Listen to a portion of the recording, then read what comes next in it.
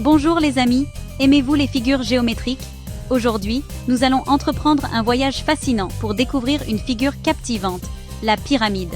Préparez-vous à explorer le monde étonnant des pyramides, de leur sommet pointu à leur large base. Nous allons percer leurs secrets et découvrir ce qui les rend si spéciales. Alors, tenez-vous prêts, nous commençons. Imaginez une figure avec une large base et des côtés triangulaires qui convergent en un point. C'est une pyramide. Les pyramides sont parmi les formes géométriques les plus reconnaissables au monde, présentes dans de nombreuses cultures et civilisations. C'est une figure tridimensionnelle qui possède une longueur, une largeur et une hauteur. Les pyramides existent dans une grande variété de formes et de tailles, mais elles ont toutes ce point commun. Pensez à une tente de camping, elle ressemble à une pyramide. Cette forme assure la stabilité et la protection contre les intempéries, comme le vent.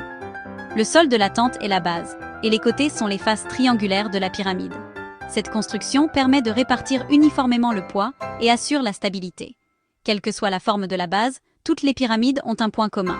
Leurs faces latérales sont toujours des triangles qui se rejoignent au sommet.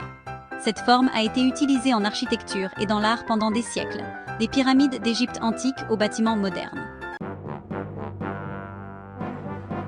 Examinons les parties principales d'une pyramide.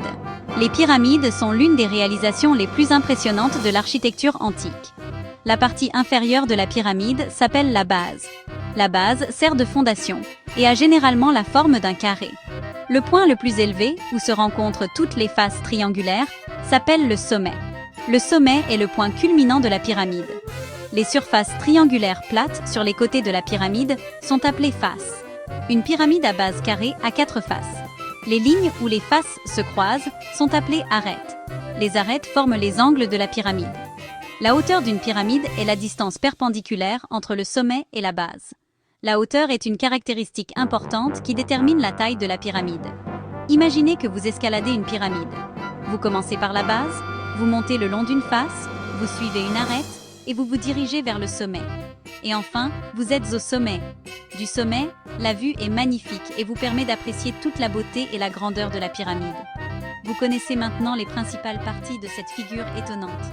Les pyramides sont de véritables merveilles d'architecture et d'ingénierie. Section 4. Les types de pyramides. Tout comme il existe de nombreuses saveurs de crème glacée, il existe de nombreux types de pyramides. Le type de pyramide est déterminé par la forme de sa base. Une pyramide à base carrée est appelée pyramide à base carrée ou pyramide quadrangulaire. Et comment appelle-t-on une pyramide à base triangulaire? Bien sûr, une pyramide à base triangulaire ou pyramide triangulaire. Il existe aussi des pyramides à base pentagonale, hexagonale, et bien d'autres, en fonction du nombre de côtés de la base.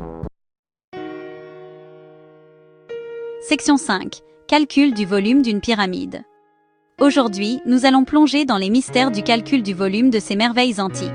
Mettons nos casquettes de réflexion et découvrons comment calculer le volume d'une pyramide. C'est un voyage passionnant dans le monde de la géométrie. Le volume indique l'espace occupé par la pyramide. Imaginez que nous mesurons la quantité d'air ou d'eau qu'elle peut contenir. La formule pour calculer le volume d'une pyramide est V A 1 3 heures, où V est le volume, S est l'air de la base et H est la hauteur. Cette formule montre la relation entre l'air de la base, la hauteur et le volume de la pyramide. Connaissant l'air de la base et la hauteur, nous pouvons facilement calculer le volume. Prenons un exemple. Prenons une pyramide à base carrée de 5 cm de côté et de 10 cm de hauteur. L'air de la base, S, est égal à 5 cm, 5 cm, maximum 25 cm. On remplace les valeurs dans la formule V, 1, 3, 10 cm, 83, 33, 100, mais 3. C'est le volume de notre pyramide. Voilà l'espace occupé par notre pyramide. Nous pouvons maintenant mieux imaginer la taille de ces structures impressionnantes. J'espère que vous avez apprécié notre voyage dans le monde des pyramides et des mathématiques. Continuez à apprendre et à découvrir de nouvelles choses. Section 6. Les pyramides dans la vie réelle. Les pyramides ne sont pas que des figures géométriques de manuels scolaires. Elles existent dans le monde réel. L'exemple le plus célèbre est bien sûr celui des majestueuses pyramides de Gizeh en Égypte. Ces anciennes merveilles du monde ont été construites comme tombeaux des pharaons et témoignent du génie des architectes de l'Égypte antique. Elles sont debout depuis des millénaires. nous émerveillant par la puissance de la géométrie et de l'ingéniosité humaine. Section 7. Conclusion. Félicitations, jeunes explorateurs. Nous avons fait un voyage passionnant dans le monde des pyramides. Nous avons découvert leurs parties, leurs types, et nous avons même appris à calculer leur volume.